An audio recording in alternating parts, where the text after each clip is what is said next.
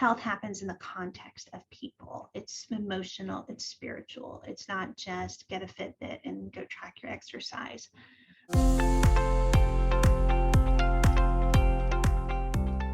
Hey everyone, welcome back to the Reshape Your Health podcast. I'm your host, Dr. Morgan Nolte, and today we have a really special guest. We actually just talked offline for, I don't even know how long, maybe over half an hour. So this interview might be a little bit shorter than normal, but I think that it's exciting, because you can tell she's just a delight and a true professional and expert in her field.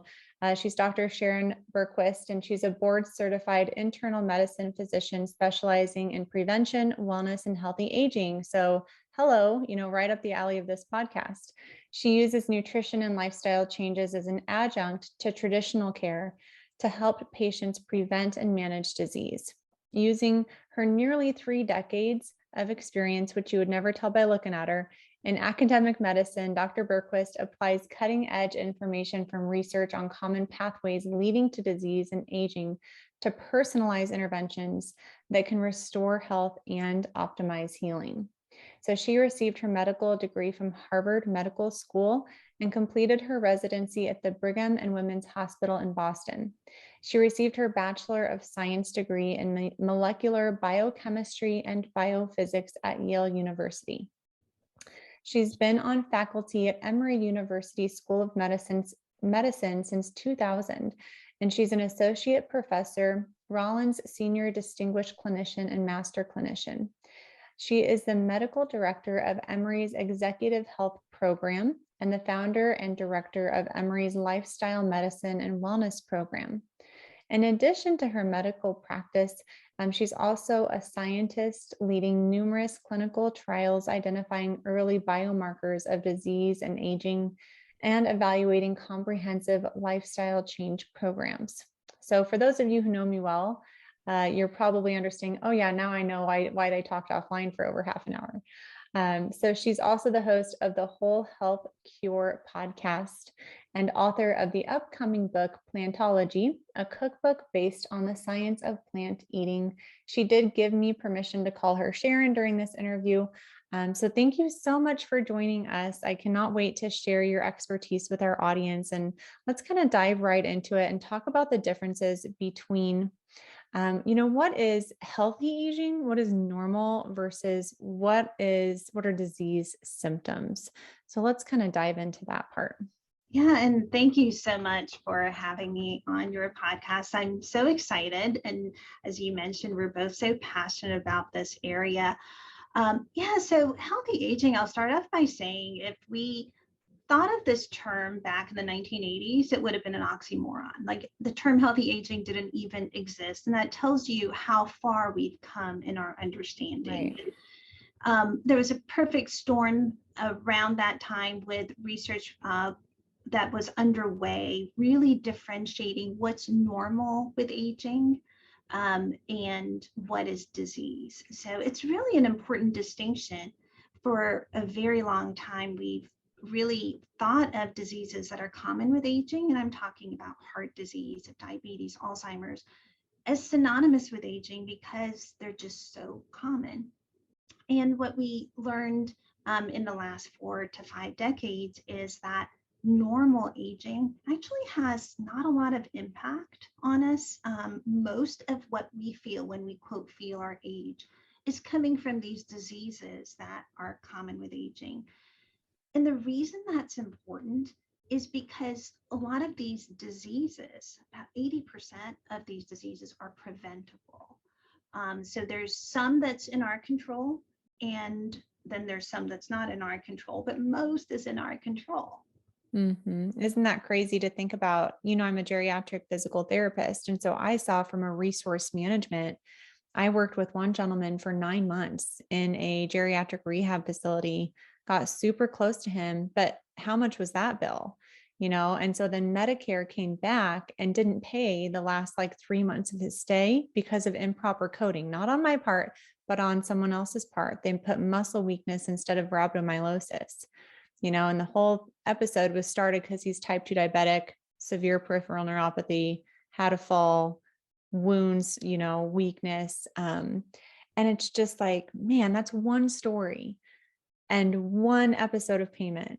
And how expensive was that? And it could have probably been prevented through some of the lifestyle changes that both of us really are strong advocates for. So I love your passion behind the topic. And I'm a little bit curious, where did you get that drive for preventative medicine? Because mine comes from kind of wanting to pay it forward from my grandparents, but then also seeing so much heartbreak in geriatric PT. So where does your drive come from? It's both personal and career driven, as you mentioned. In my practice, I've been in internal medicine really over 2 decades now in my current job. And to really move the needle on getting our patients healthier, I feel like we have to go upstream. We need to look at what are common denominators behind these chronic diseases. And lifestyle, as you mentioned, is a big part of that. And to really get people better, I think we need to go there. And on top of that, I think a lot of the diseases that we're seeing are preventable through lifestyle. So I think we can really change their trajectory. I think it's the future of medicine. So some of that is professional, and I think that's been a big part of my interest in finding, physiologic correlates, the biomarkers that can track how well people are and where are they in terms of biologic versus chronologic aging. And then the personal is, I grew up in a family where my father had a heart attack fairly young in his 50s, and knock on wood, he's 93 now. The lifestyle changes he made, which included walking an hour a day ever since then, eating a lot healthier. He lost a tremendous amount of weight. And he is one of those people that if you tell him to do something, he does it. And the difference it made in his life, I mean, knock on wood, he's still with us, has been amazing seeing how well he's aged. I think has just been a remarkable testament to what a difference it can make. And he really course corrected. He never paid attention because it was a different era. It was a different generation. I think we have a lot more awareness now. So it's personal, it's professional, it's all of the above. That's really cool. I didn't know that. We didn't get into that offline beforehand. So explain to us, what is healthy aging?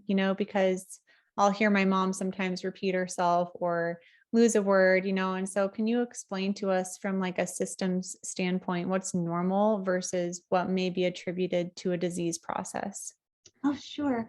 Well, one way to maybe look at that is by looking at different parts of our body, because every part is aging differently, and what we're going to see and feel is going to be, like what would you experience in your brain or cognitively versus in what are changes that can happen in your skin. So maybe we'll think of it as systems and what you can expect. And I'll maybe start with the brain. For a lot of my patients, I think cognitive function is, top of mind, no pun intended. But because it's just so critical to every part of the quality of life that we have. And I will say that, the good news with a lot of aging is, we think of it as decline and debility.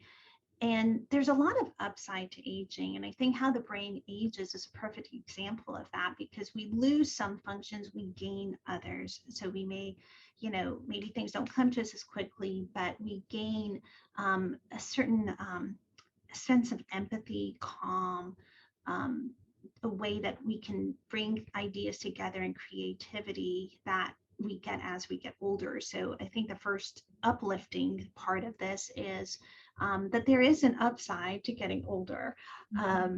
Cognitively, I would say, the memory changes are probably the most salient things that people experience.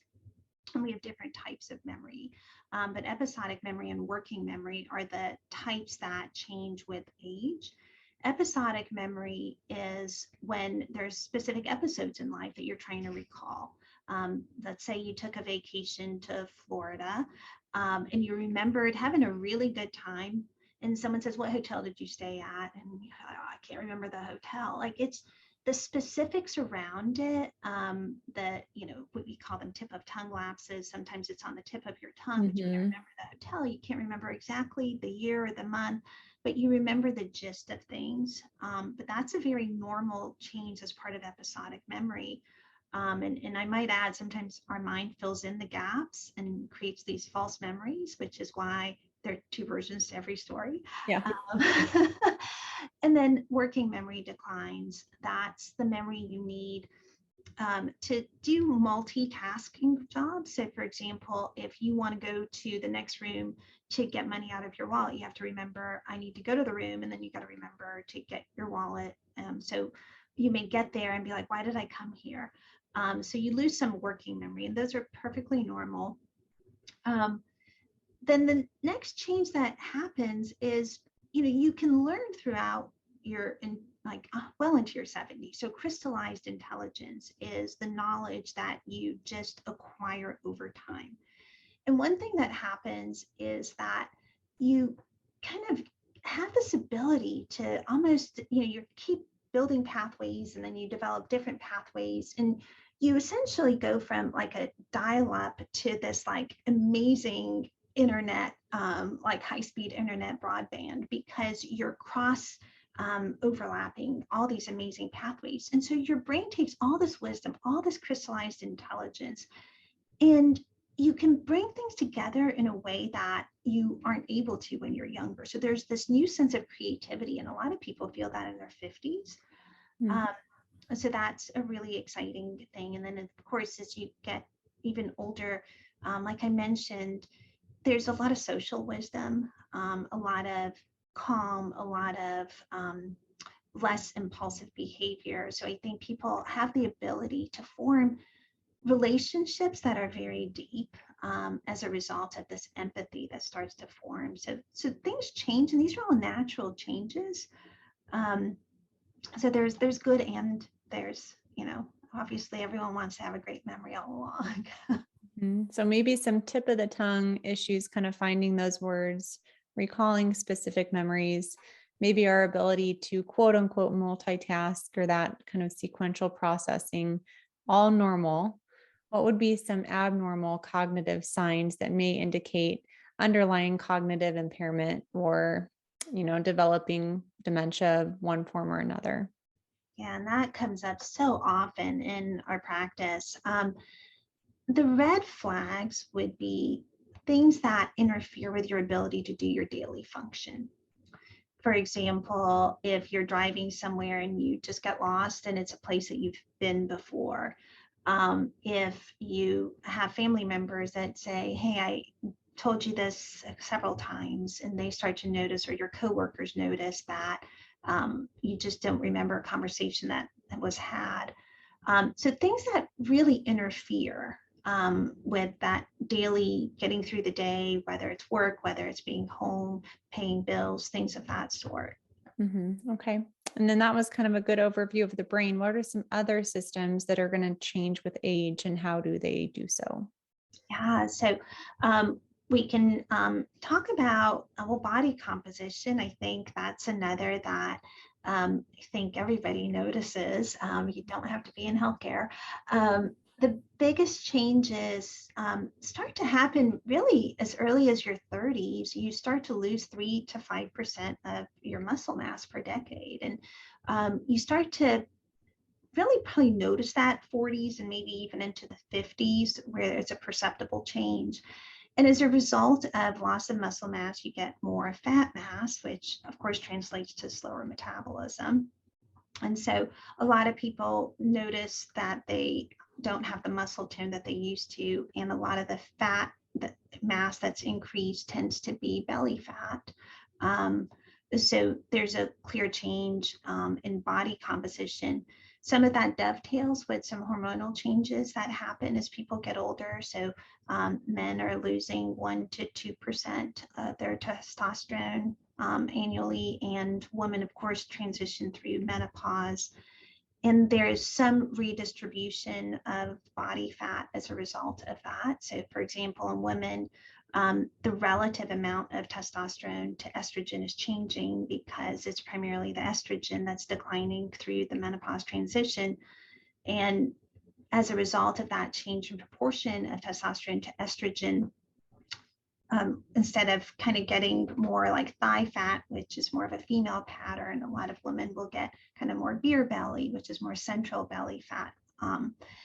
For men, also that loss of testosterone translates to less muscle mass support and more fat mass. So similarly, there's more belly fat. The belly fat increases the risk of insulin resistance. The insulin resistance also then makes it harder to keep your ideal body weight and leads to more fat mass accumulation. And obviously there's a vicious cycle that just starts to set in. Yep. And then I think you mentioned skin as well, which we haven't covered yet on the podcast, of how aging affects skin. And then I think bone health is really important too. As a geriatric PT, seen a lot of fractures, a lot of osteoporosis and osteopenia, or low bone mass. So what's kind of some normal versus abnormal changes there? Yeah, for the skin, about 80% of what we attribute to aging is actually not from aging. Most of skin aging actually happens from sunlight. So the best, if you remember anything from listening to this podcast, it's sunscreen. It's probably the best anti-aging cream that there is. But yeah, most of it is sun damage. It's not normal age related changes, but the biggest change in the skin is loss of collagen and elastin.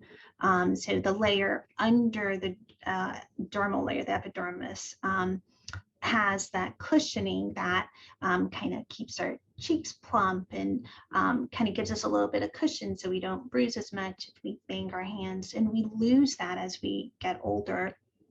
And as a result of that, obviously wrinkles start to set in, easy bruising. The changes in the dermal layer also make it hard for nutrients to get to the surface of the skin. So, the skin loses some moisture, so it gets drier with aging. Interestingly, when women go through menopause, in the first 5 years, they can lose 30% of that elastin. So there's unfortunately quite a drop as women transition to menopause.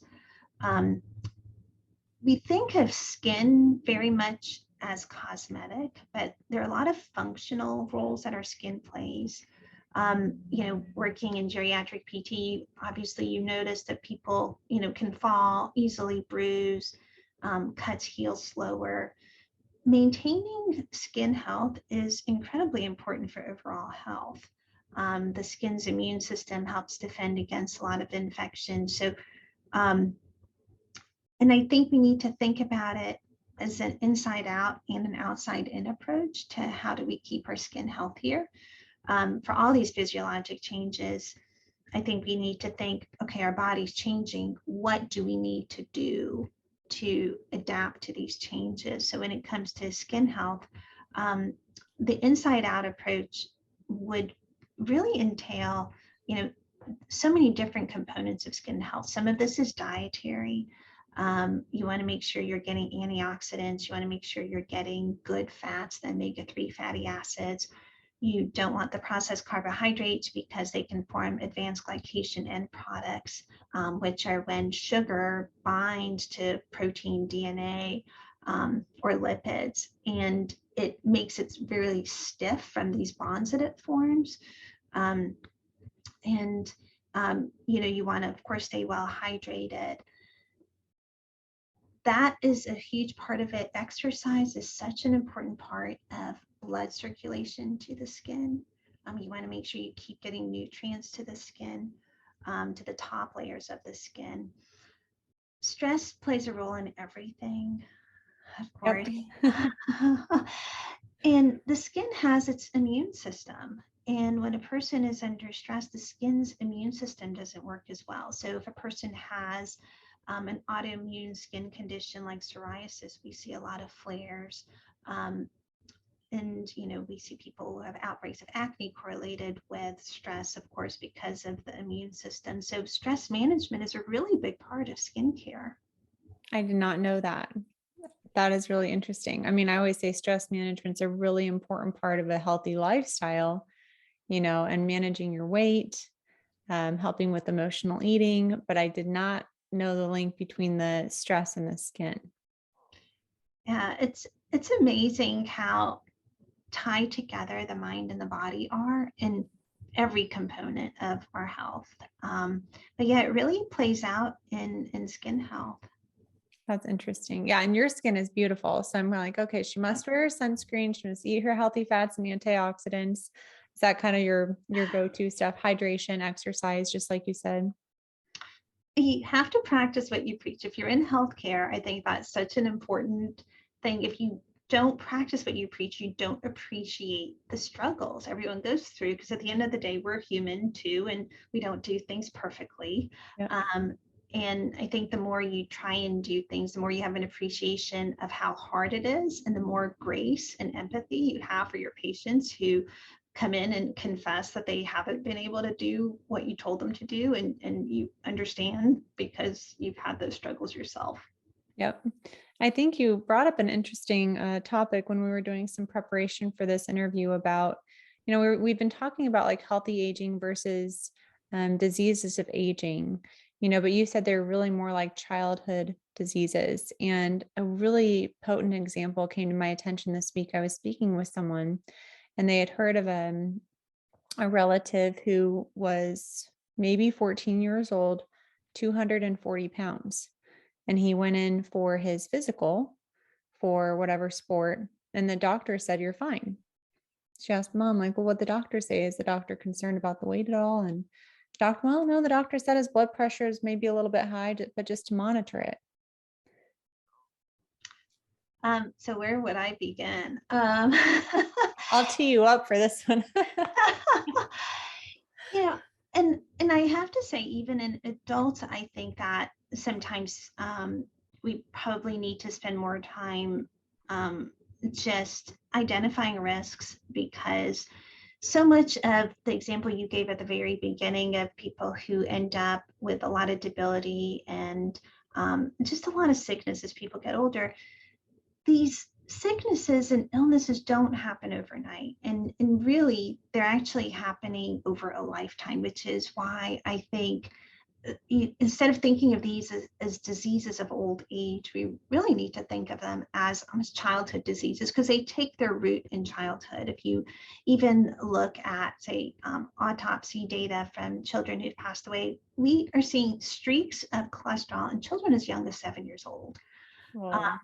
And and I think we're seeing the trends globally in the epidemics of diabetes and obesity, not just in older adults, in young people. So there's such a wide window of where we can make changes in our life to change the trajectory of how we're aging.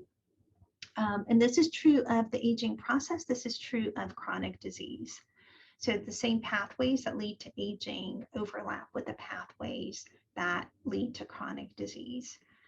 So I think if we make interventions that are getting at the common denominators on these pathways, such as inflammation, oxidative damage, changes in how our DNA are expressed, those changes ultimately not only help us live longer and slow the rate of aging, they're going to help us live healthier, because they're going to reduce our likelihood to get these diseases common with aging.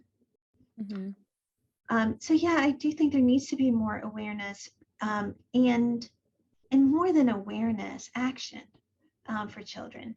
And a lot of it starts in the home. And I think that children learn from their parents. And I think that we can all, as a family, work to make those changes. And it's hard. I don't underestimate how hard that is. I mean, I'm a working parent, you're a working parent.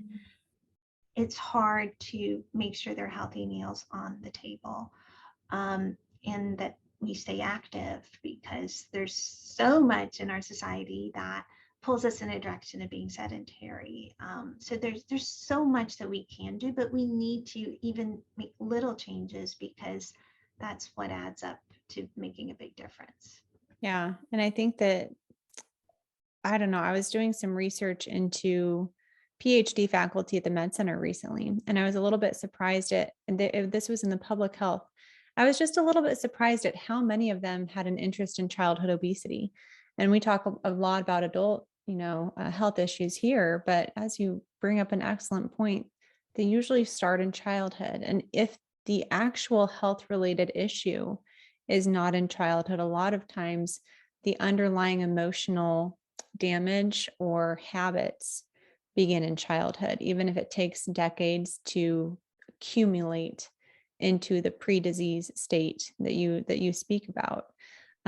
So my question to you is, what are some of the solutions? Because you've developed an interesting program that you've kind of run through Emory, and we talked about it a little bit offline. I'd like to hear a little bit more of the details behind it and what interventions you found to be maybe most helpful for the cohort that you ran it on, but then also just in general, like, what are we supposed to do here? Because we are, like, I think about my kids, they are set up to probably be on a computer in grade school. They're set up to have forward head posture and to be constantly stimulated by technology and surrounded by junk food.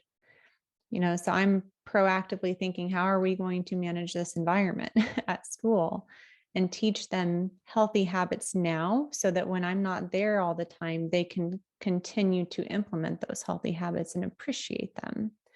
But anywho, I'll let you run with that question on, like, well, what are we supposed to do about this? Yeah, so I will start by saying the programs that we created. So we created, for example, the Emory Healthy Kitchen Collaborative, which is a lifestyle program. Probably the main component, which I felt was really kind of the led to the success of that program, was the combination of not just, I guess, health habits, but as you just mentioned, it's the mental component. Like we focused on mindfulness-based eating, on stress resilience. You cannot stay on a sustainable path to getting healthy if these other components that make all of you the person you are kind of be in balance, right? So health happens in the context of people. It's emotional, it's spiritual. It's not just get a Fitbit and go track your exercise. So I think any path that any person listening to this goes down has to really care for all these dimensions. And I will add to that, I think the mental and spiritual need to be emphasized over the physical. I think we don't do that in healthcare. I feel when you look at clinical data, the mental and these spiritual components, things such as purpose in life, things such as optimism, people's relationships, how strong and how the quality of relationships in clinical studies make a bigger difference in people's longevity and mortality than physical inactivity, obesity, body mass index, even smoking in a lot of these studies. So I think it bears out in health, and then it also bears out in the ability to stick with behavior change, that we have to really start with the mental and physical, with the mental and the spiritual parts. And I think if you identify for yourself, like, why, I always start with the why, not the what of what you need to do to be healthier. That's probably a good starting point as opposed to what. So when patients come into our office, we have a standard questionnaire that says, what are your goals? Most people will write, lose 10 pounds or eat more vegetables. And I'm a big advocate that really that should be phrased as not what, but why. Because I think that when you ask it as a why, it makes people kind of tune into what truly motivates them. And then people find their how, and eventually the what happens. When you start with the what and you don't have a how or a why, if that makes sense, it's so easy to just kind of fall off track. And so I think that's a really big part of it. And there's so much more to build and develop on that. Oh yeah. I mean, we were kind of talking about like the Zivli system, and a whole key component is mindset. And we talk about in the program the different kind of levels, that you have the conscious brain and the subconscious brain that drives so much of our behavior. And if we're not really trying to impact our subconscious brain, we're kind of missing out on a powerhouse. And so really helping people learn how to change their thought patterns is a really critical skill for long-term success. I think it's a little bit harder to measure, and I think it is a little bit more, it's a harder topic to teach because it's not as tangible as numbers or food or minutes of exercise. It's the intangible side of the mindset piece that I think people may be intimidated by. So you kind of also mentioned the spiritual piece, and I'm interested to hear your perspective on that side of it, because we talk about that some as well, not from a religious standpoint, but just a spiritual standpoint. So what's your perspective on that and its relationship to someone's health? Yeah, and I'm glad you made that distinction, Morgan, because I don't necessarily mean spiritual can be religious, but it doesn't have to be. And when I say it, I think that we have to be in the service of our soul. So self-synchrony is being aligned where your purpose aligns with your actions. And a lot of people struggle with that. It's hard. A lot of people are in dyssynchrony where what they believe in their hearts isn't necessarily what they spend their time doing.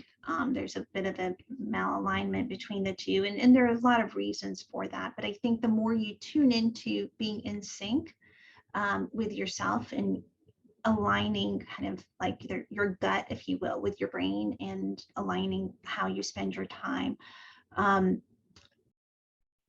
that is probably the biggest hidden stressors.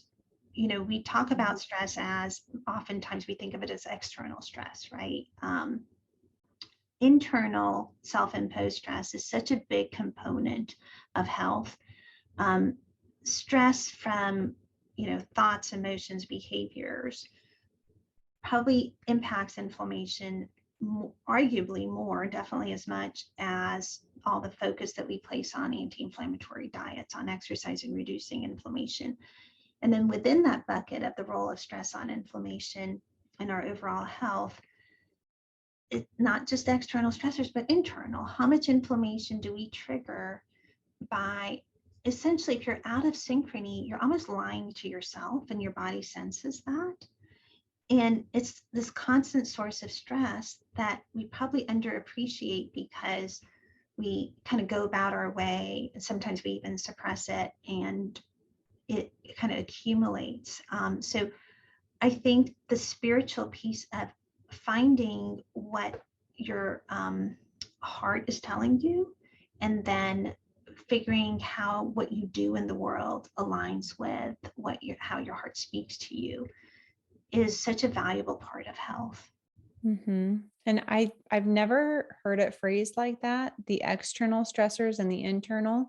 And then I've also never heard someone say that the internal stressors we create through negative thoughts or fearful thoughts or limiting thoughts create as much, if not more, inflammation than our diet.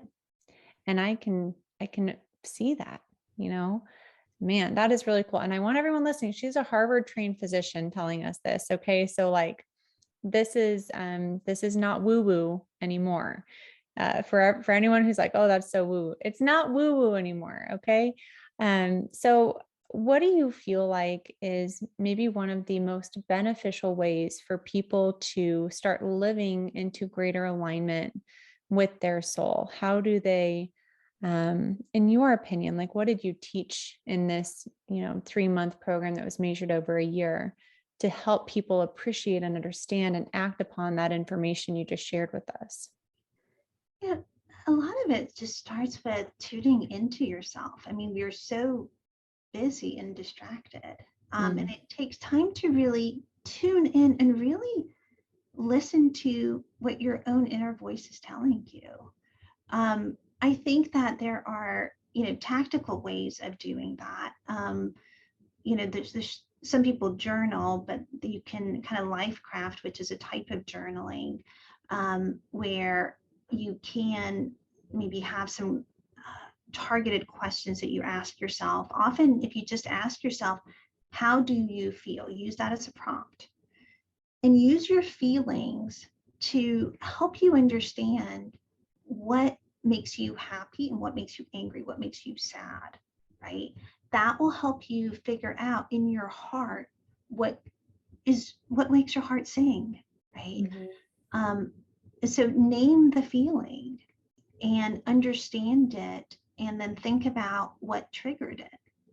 Yep, I like that. I know that we were kind of cutting short on time here. And so to be respectful of your time, I wanted to ask you a question that I'm sure a lot of people are wondering, like, how can we slow the aging process, specifically with our cellular, which, I mean, it's all about the cells, right? So how do we slow that cellular aging? What are your best tips for that? The recent explosion in molecular science is giving us unbelievable insight into how to slow the aging process. To me, the most exciting is looking at the concept of hormesis, which I know a lot of the work you've done in intermittent fasting intersects with that, but it's using our body's innate ability to reduce inflammation, antioxidants, increase our mitochondria, increase our energy sources, repair DNA, clean out damaged protein through using stress to build resilience. So essentially, you are increasing your resilience to bounce back from any health insult by doing this if you're already healthy, or you're kind of course correcting if there's illness. But there's this exciting work that's being done that our bodies have this innate ability to kind of hit all these various pathways through our lifestyle, through a little bit of stress, that makes us more resilient. And that helps our cells age better. And because our bodies are made of cells, if you start at that cellular level, it translates to better health. So we're very early in understanding this, but I think it's a really exciting area that I think we're going to see a lot more on, of just our own ability to kind of age better, slow the aging process, and at the same time, because these pathways reduce our risk of disease, to age healthier as well. So are you speaking there of the autophagy that we can access during intermittent fasting? I am. Autophagy is one of the processes, and intermittent fasting is certainly one of the ways, and we're learning more ways to tap into autophagy through different lifestyle habits that we do.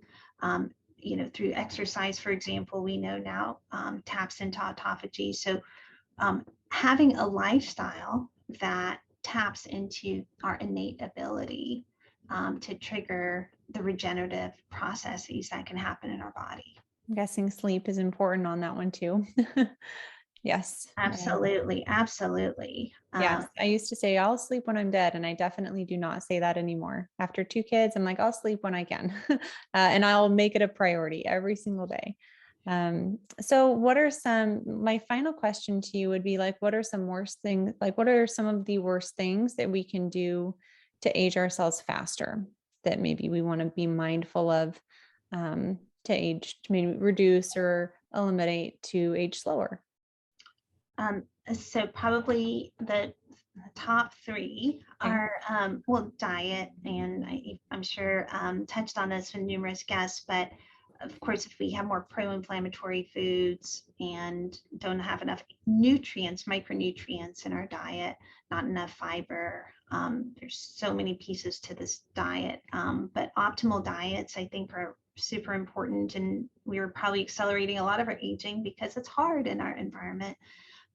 Physical inactivity, like you said, just all the pressures to be more sedentary. And stress. Yeah, this link between stress and the various ways it plays out, everything from how our brain functions, literally changes the structure and function of our brain, down to at the cellular level, what stress is doing to us, what it's doing at a hormonal level. It's altering our gut microbiome. If there's probably one thing that we can all focus on more that's just so hard, is this mental component. As you said, it's just building stress resilience. Mm-hmm. Well, Sharon, thank you so much for this expertise and your time today. I know that we went a little over because we talked a ton offline too, but can you tell our listeners where they can learn more about you?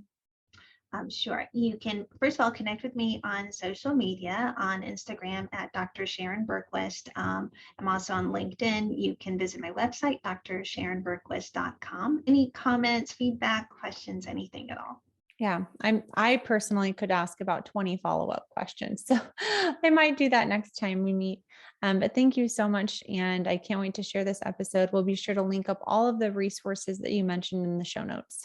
Thanks. Thank you so much.